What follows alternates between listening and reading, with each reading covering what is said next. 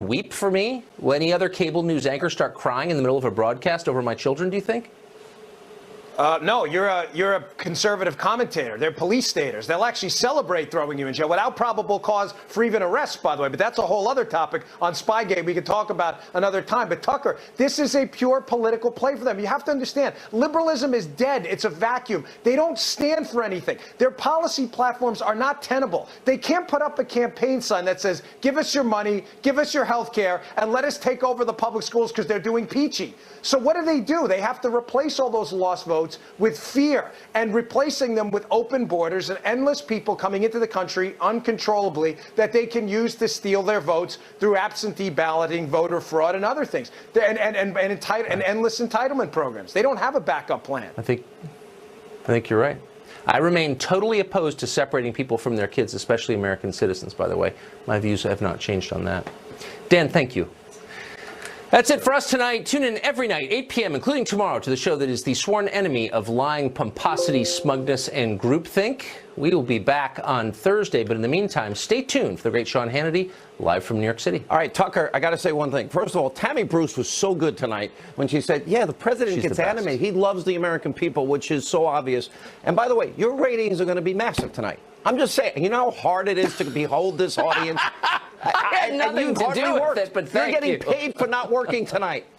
Wow. I love it. Three cups of coffee. Great show as always. Welcome to Hannity. President Trump wrapping up a huge enthusiastic rally in Minnesota. We'll show you all the highlights. That's coming up tonight, including his comments, all important comments on immigration. Now, earlier today, the president signed an executive order ending the separation of children and parents who cross our border illegally, but not before Democrats and the so-called mainstream media went off the rails. In moments, we're going to show you just how insane and unhinged the left and the media has become. Even the president's 12-year-old son, a target of a repugnant attack. And we'll also reveal a blatant double standard in the media. In fact, the press gave a pass to the beloved Barack Obama, the anointed one, over his border tactics, including, you guessed it, separating children from their parents. We have the evidence tonight. And also, anti-Trump, deep state sycophant Peter Strzok, he is in huge trouble. Earlier, we reported that he was escorted out of the FBI headquarters. Well, next week, the disgraced FBI agent could be forced to testify before Congress. Bad news for Andrew McCabe, James Comey, and, yeah, even Robert Mueller and his witch hunters themselves. After all, Strzok is at the very center of what is a tangled web of nothing but corruption and extreme bias, to influence a presidential election. Now, we're just at the precipice of the biggest scandal in modern political history. It's only getting started, right? We have a jam-packed edition. I know the president's not doing my hour tonight like Tucker of Hannity tonight. We begin with our important breaking news opening monologue. Now, the president's raucous rally that you saw right here on Fox just ended, but you wouldn't know it if you were watching the mainstream media. CNN, they barely covered it. And conspiracy TV, MSNBC, literally acted like it wasn't happening. Now, by the way, of course, we brought you the rally, including when the president took Democrats, the mainstream media, to task for their blatant hypocrisy over the topic of immigration. And one of the reasons the media didn't cover it, they would have been called out for all of their lies and the fact that they're missing the biggest story in American history. Take a look. Democrats don't care about the impact of uncontrolled migration on your communities, your schools, your hospitals, your jobs, or your safety. Democrats put illegal immigrants before they put American citizens. We've already started the wall. We got 1.6 billion. The wall has been started. San Diego and lots of different places. And we go, but boy, it's tough. They want to do anything they can to obstruct and to make sure it doesn't happen, but it's happening. It's happening. Now, for days, the so-called members of the press, the Destroy Trump media, along with their friends in the Democratic Party, they have been in a complete, utter, insane meltdown over reports that children were being separated from parents at the border after being detained for crossing the border illegally. And I've said numerous times this week, no one ever wants to see, ever, a kid separated from their parents. Nobody wants to see that. And earlier today, and by the way, the president has been saying it all week, the president addressed this important issue, and he signed an executive order undoing their damage and ensuring that illegal immigrant families would be kept intact. By the way, not his law. He didn't pass it. Congress did. Another president signed it, but he fixed it. Take a look. Border security will be equal, if not greater than previously. So we're going to have strong, very strong borders, but we're going to keep the families together. I didn't like the sight or the feeling of families being separated.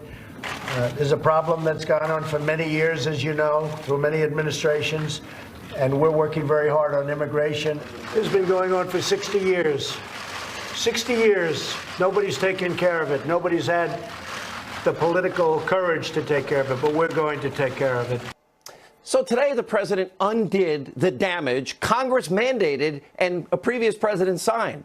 Now, this order fills a void vacated by Congress, which has totally dropped the ball when it comes to both illegal immigration and legal immigration. Now it's time for these lazy, obstructionist members of Congress to step up and do their job, and that's a permanent solution. Fix our broken immigration system.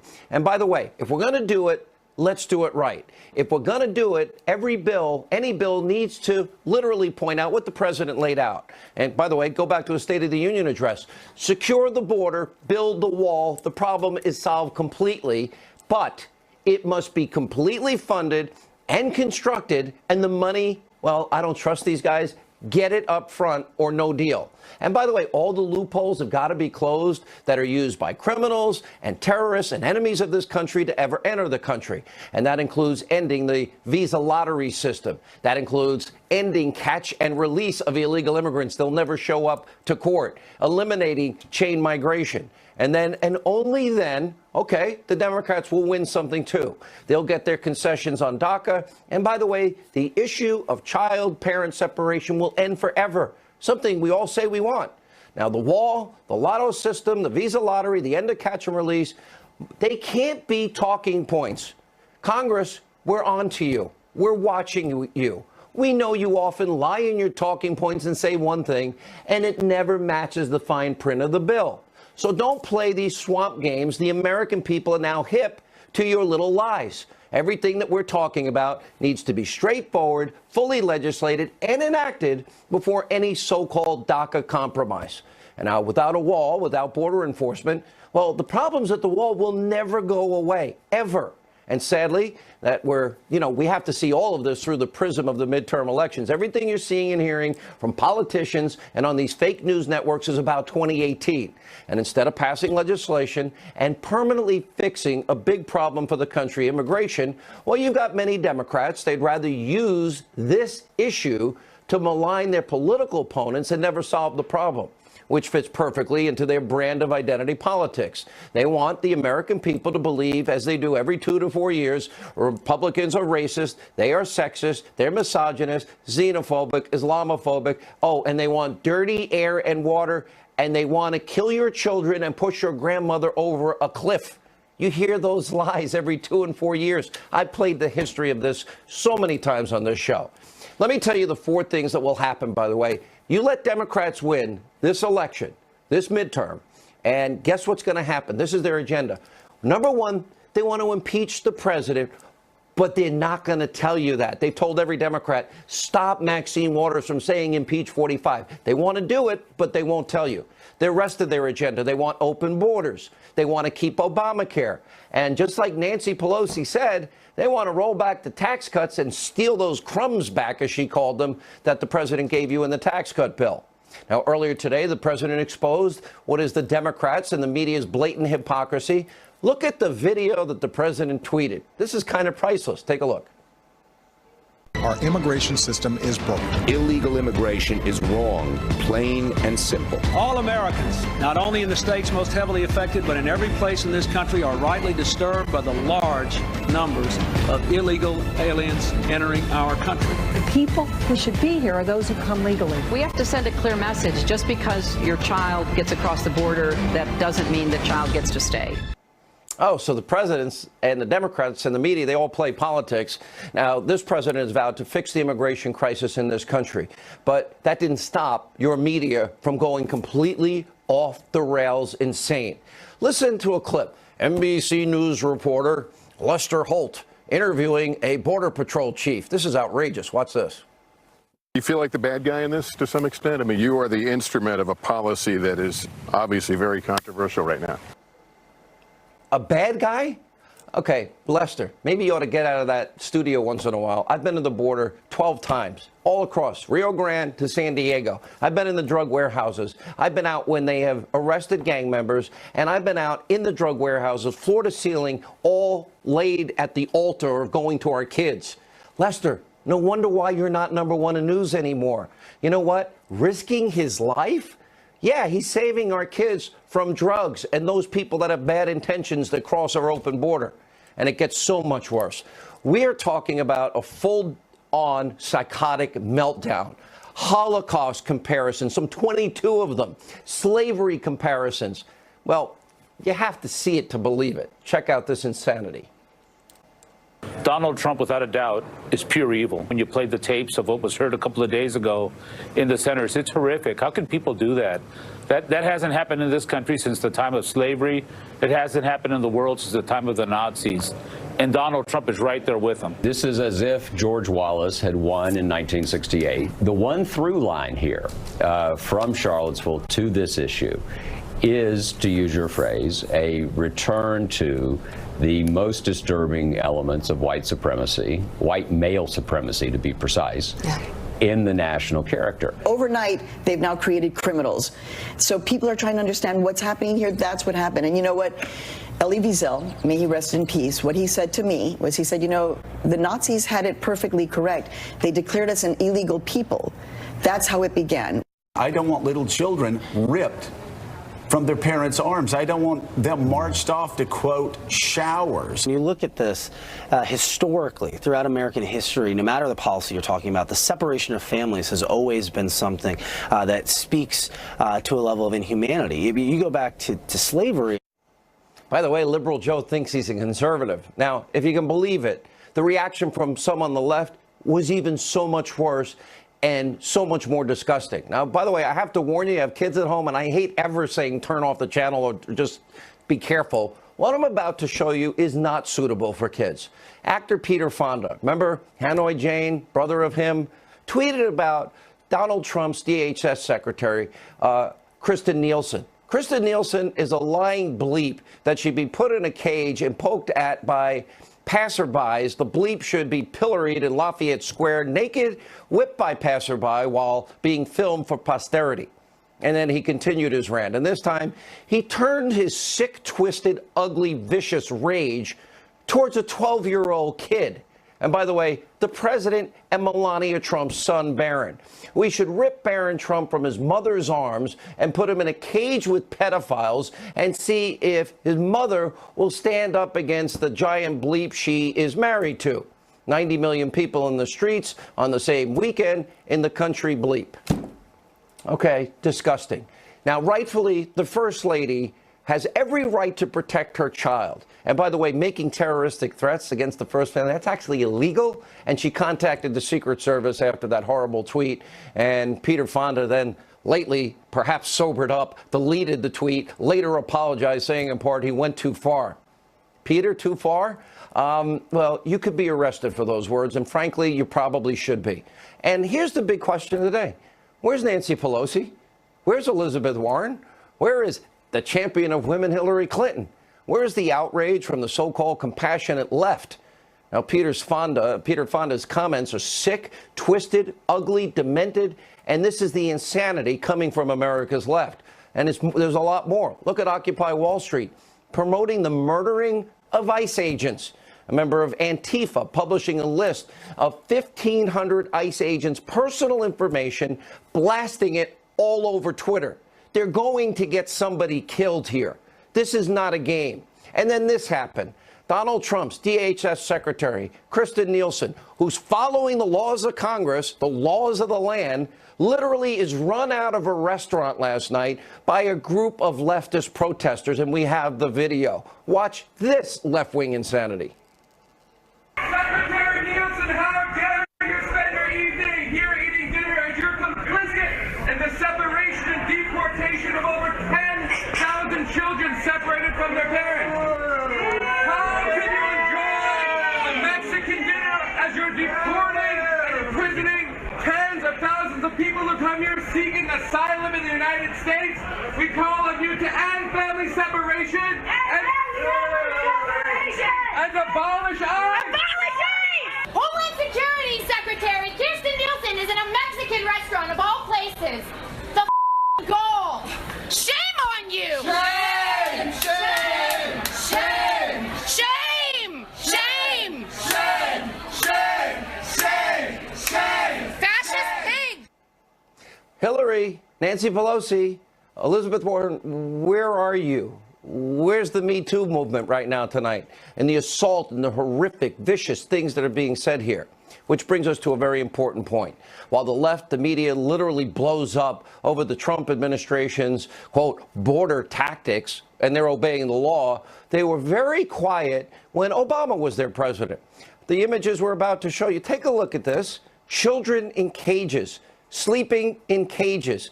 Oh, without their parents being there at all. Many separated from their parents. These images, they weren't taken after Donald Trump was sworn into office. No, we checked it out today. The Daily Caller printed a lot of these. This was under Barack Hussein Obama.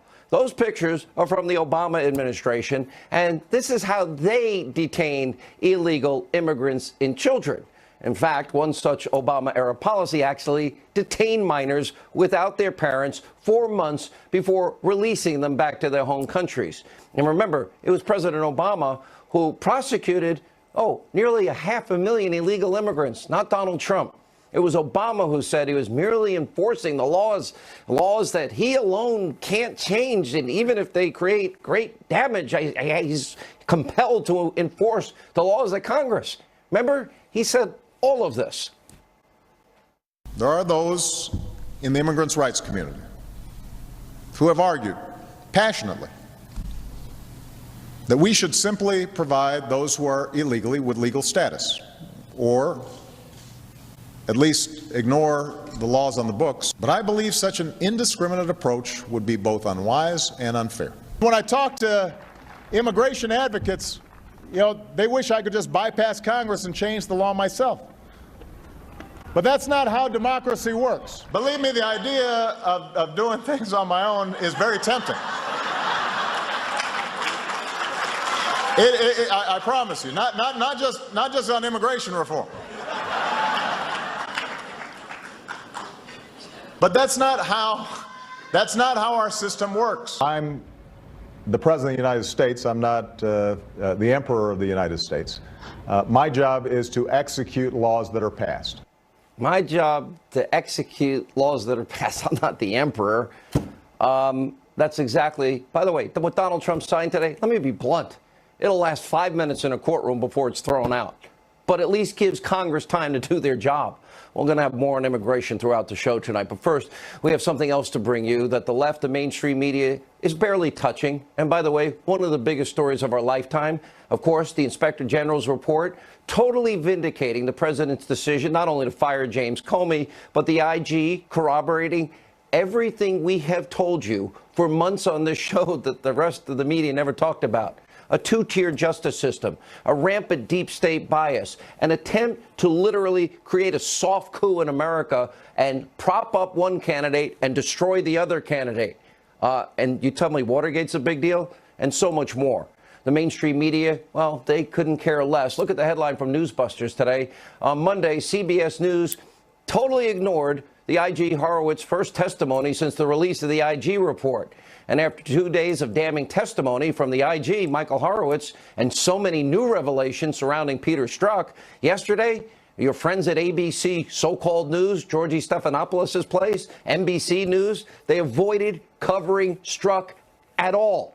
The guy at the center of the biggest corruption scandal in American history. Of course, we know one of the most central figures, of course, was the anti-Trump FBI agent Peter Strzok, and I doubt he's going to testify. Let's see if he chooses the right to remain silent. Now, we showed you a detailed timeline last night revealing what is rampant bias shared between Strzok and his FBI lawyer girlfriend, Lisa Page, including clear instances where Peter Strzok, the head of both investigations, was vowing to work against Strzok and protected Hillary from known felonies. Now, remember, Strzok was also the lead agent in her case. That is the server investigation. And then immediately thereafter tapped for the lead role in the FBI's Trump-Russia investigation, rendering, by the way, illegitimate Mueller's investigation. He cleared Hillary, who committed literally felonies one after another. He vowed to protect, by the way, and he worked against Donald Trump and tried to destroy him.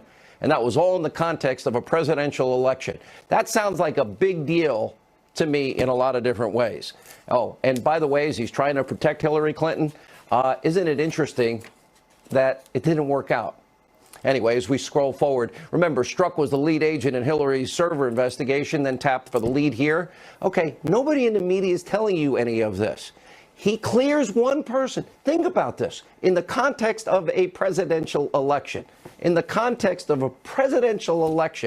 you know, targeting Donald Trump, who eventually becomes president. All right, now as we move on, he will be called to testify before Congress. And by the way, the House Judiciary Committee Chairman Bob Goodlatte is reportedly ready to issue a subpoena.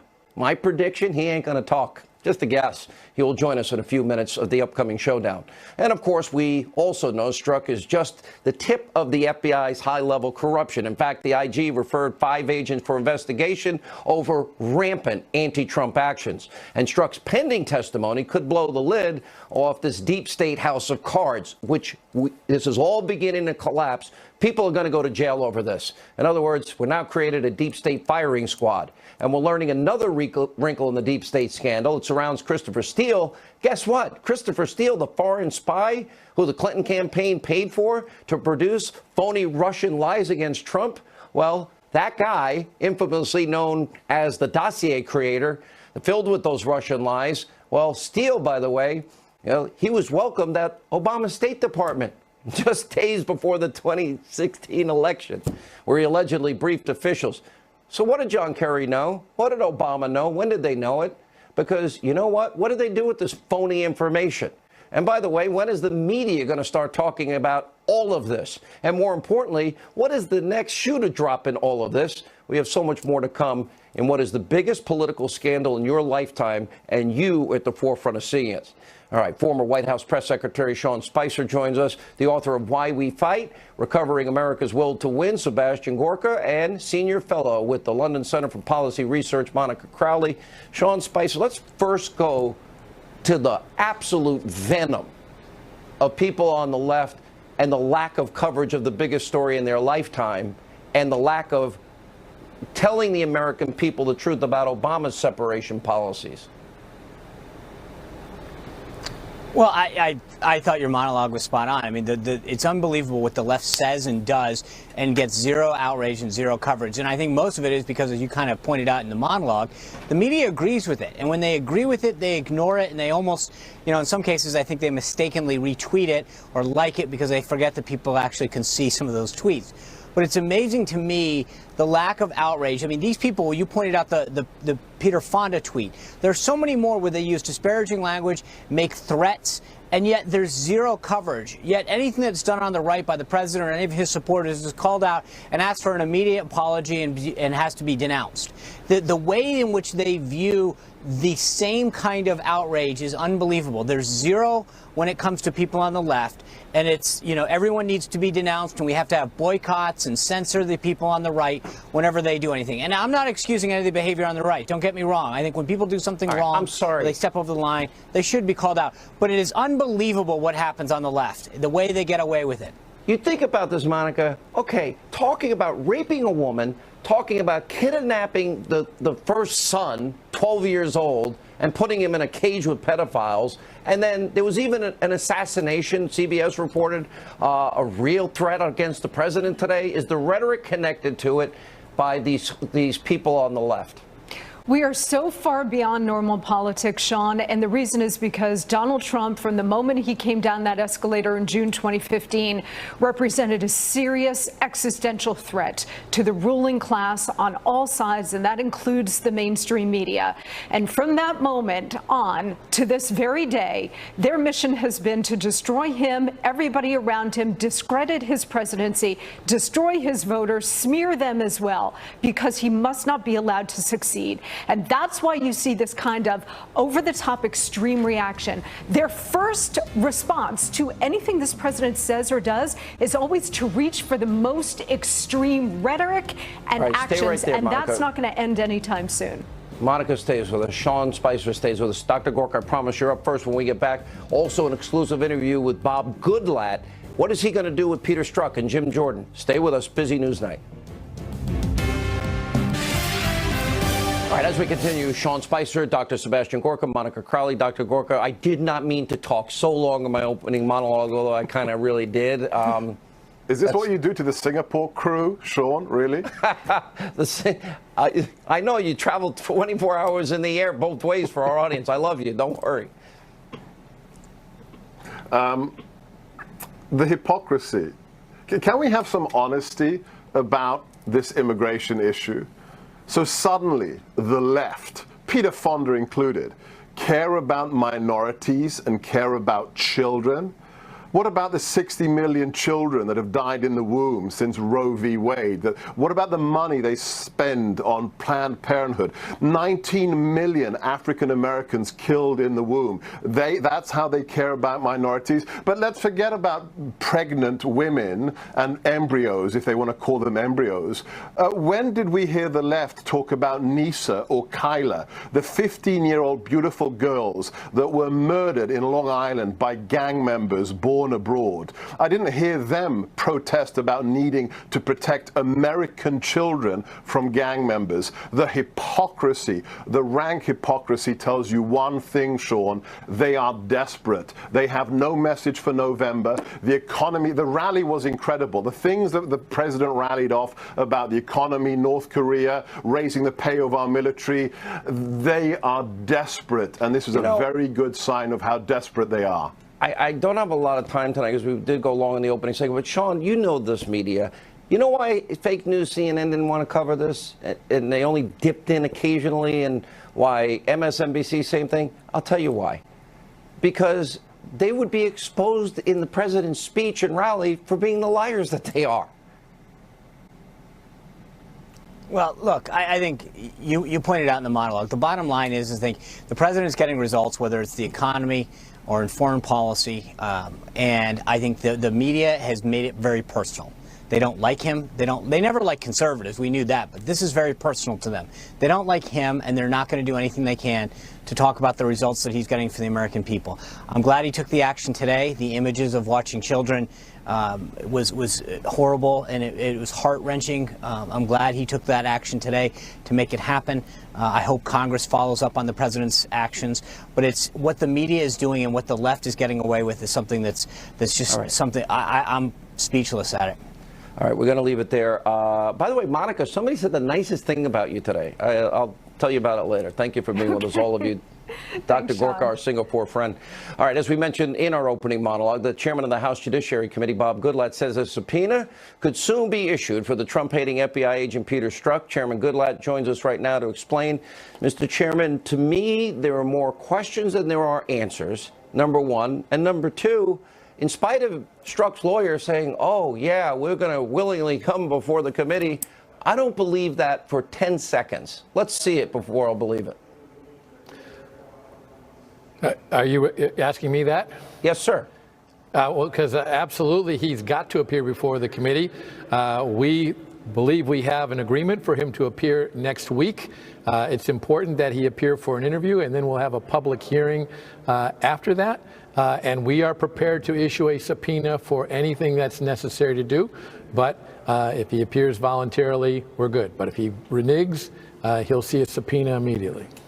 Sir, let me ask you, because there was a meeting last Friday. I understand you were in that meeting, along with Devin Nunes and Trey Gowdy and Speaker Ryan and Rod Rosenstein, and you were promised documents, according to published reports, sir, and those documents that you have been subpoenaing and requesting, and Trey Gowdy has been, and Devin Nunes has, they promised them this week, or you guys promised that you will, in fact, hold them in contempt and perhaps issue articles of impeachment as it relates to Rod Rosenstein for their obstruction and unwillingness to abide by congressional subpoenas. And why do I think if I did it, I don't think I'd get away with it? I don't think anybody should get away with it. I also believe that we have, thanks to John Losh, the U.S. attorney from Chicago, we have a much better situation. We have now access to over 1 million documents in a room at the Department of Justice that we can see unredacted, and then we can point to individual documents and demand that they be produced. But there are other things in that subpoena where we specifically asked for. Some have been complied with, some not. And the Speaker made it very clear that if they didn't produce them this week, that they would face the resolution which has already been introduced. All right. Well, Mr. Goodlatte, I want to thank you for what you're doing. And if we don't get those documents, I hope you hold them accountable. And I believe you will. I know you meant what you said. Joining us with more, Ohio Congressman, Freedom Caucus member Jim Jordan. Congressman Jordan, I don't see the documents presented. And we now have all the evidence we need. Hillary, it's irrefutable, committed felonies. Lead investigator Strzok exonerated her long before he ever interviewed her or the witnesses, which means the fix was in. And then they tried to smash and destroy Donald Trump, the other candidate. And I can't think of a worse abuse of power or corruption scandal in American history. Maybe you can help me out.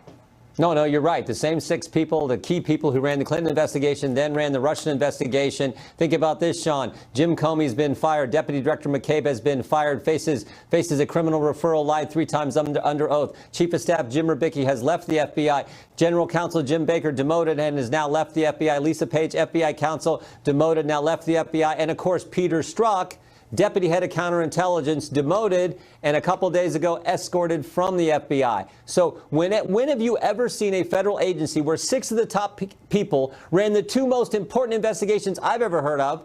When have you ever seen that happen? So, yes, Mr. Goodlatte's exactly right. If they don't give us the documents, we are going to pass a resolution on the House floor. The Speaker's been clear about this. How soon? It'll happen next week if they don't do it. The Speaker has been clear. We will pass that, and the whole House will go on record saying, Mr. Rosenstein, give us what we're entitled to have to get answers for the American people. And then if he still doesn't do that, then it's contempt. And then finally, the ultimate leverage we have and ultimate pressure we have. And you're telling the American people tonight you will do all of this. This is not a game. This is Jim Jordan giving his word. Well, but it's the Speaker of the House. This is Devin Nunes. This is Chairman Goodlatte. These are the people in the House who said, I agree. We have a right to get that. And the full House will. The resolution has been filed by Mr. Meadows and I and several others. Mr. Meadows filed it last week. That's what has to happen first. So apparently there was a little bit of a showdown and then on Capitol Hill on the floor today between Mark Meadows and who's the chairman of the Freedom Caucus and Speaker Ryan. And apparently it was about the talking points that are being fed to the president and the American people about immigration don't match up with the bill.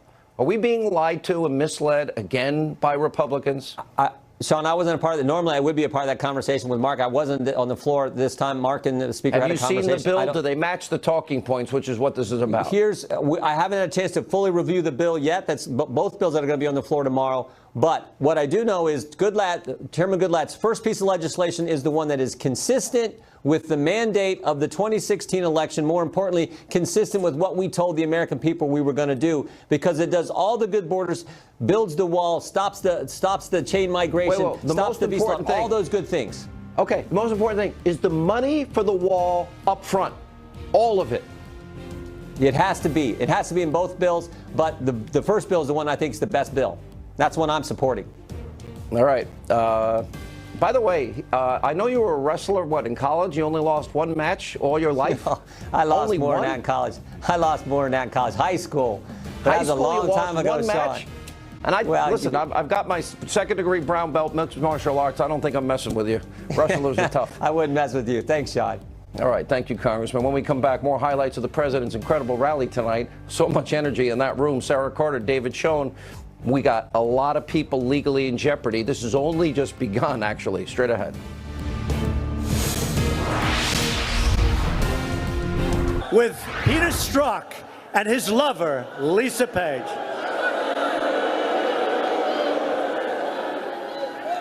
I don't think their wife and husband are too happy about that. What do you think? What do you think? I don't think so. No, but have you been seeing this whole scam? Do you believe what you're seeing? How, no matter what she did, no matter how many crimes she committed, which were numerous, they wanted her to be innocent. With me, nothing. No collusion, no nothing. And they just wanted to take all of us. They wanted to put us in trouble. And it's not working too well, I'll tell you. Disgusting.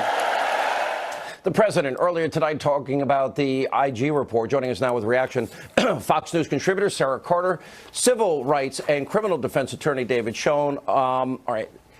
This is only the tip of the iceberg. You just heard from Jim Jordan, Bob Goodlatte. We know this war is going on behind the scenes, Sarah. And we also know that there are going to ultimately be not only criminal referrals, but if there's justice in America, there's going to be indictments of some of the highest level people in the FBI.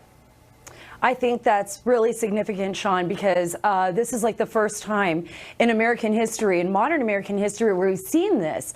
One of the important things that I think developed this past week is what Mark Meadows disclosed was the fact that there's a possibility that the 302s, which we mentioned before on your show, those are the interviews that Peter Strzok conducted with General Mike Flynn or other witnesses in this case. Now, Meadows didn't specifically talk about Flynn's case in particular, but that 302s may have been altered, both in the Clinton investigation and in the Trump investigation. So if that turns out to be the case, that is an extraordinary violation, and it could be a Giglio violation, which if that's the case, I mean, if it's in Flynn's case, it could mean that the judge could throw the case right out.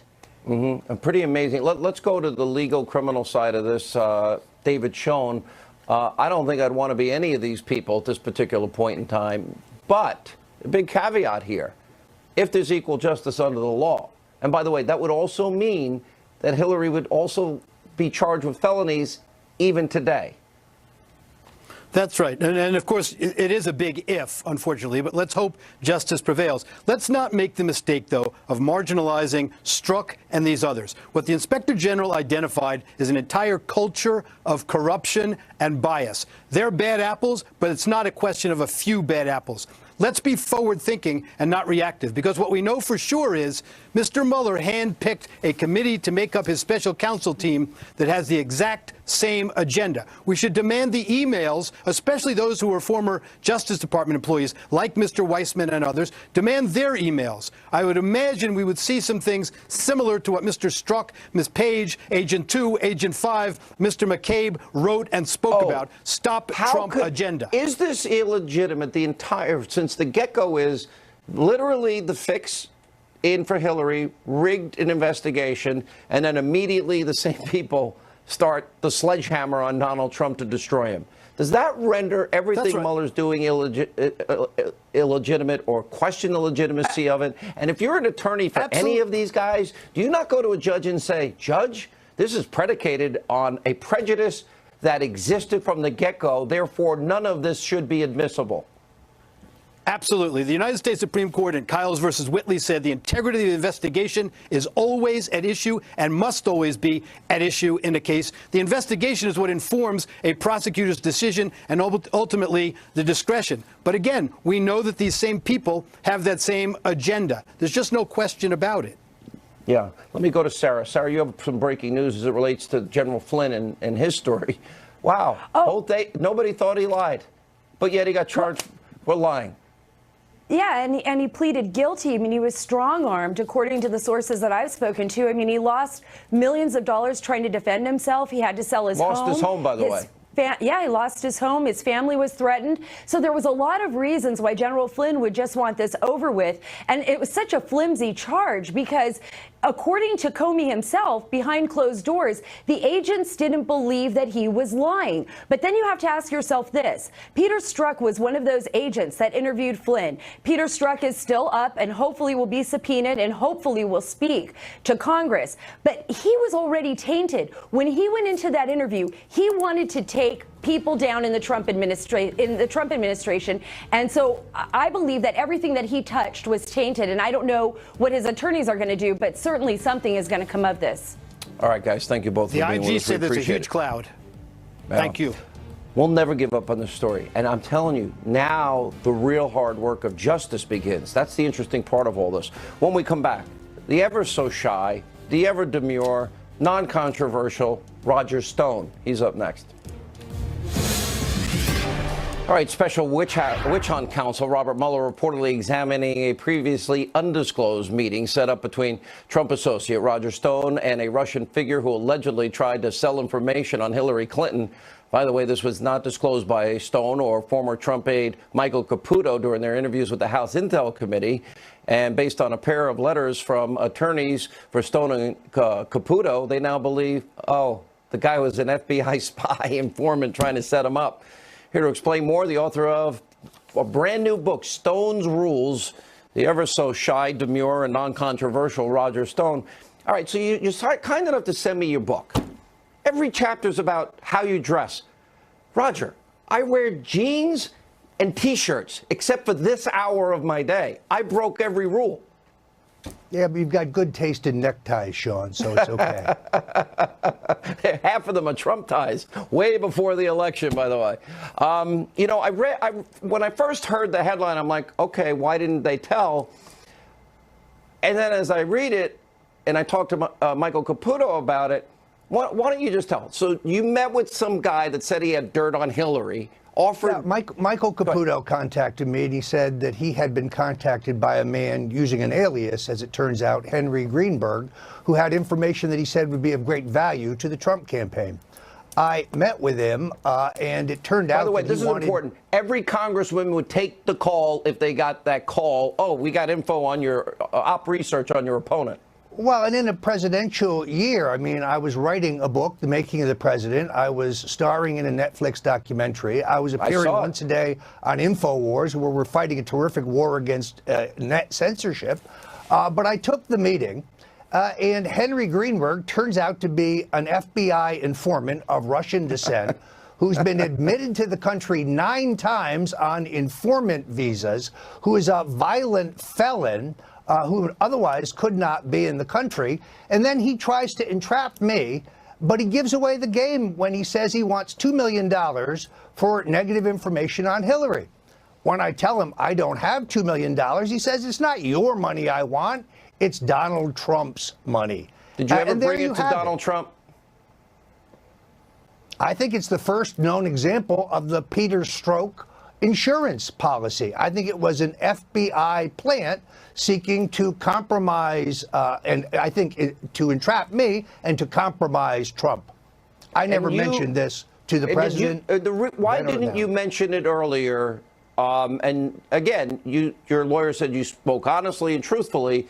It never came up in the hearing. Why didn't you bring it up? Well, in all honesty, remember, this is in May of 2016, which is prior to Hillary raising Russophobia. I simply didn't remember it. But since the results of the meeting don't produce anything illegal or improper, I have no reason to dissemble or to hide it. I merely forgot it. The more important question is, why is a government informant who's been admitted into the country 9 times on FBI-sponsored visas coming to see me at all? It's a setup. You know, this is, you know, between the spies in the campaign and everything else we now know, I want the answer to your question.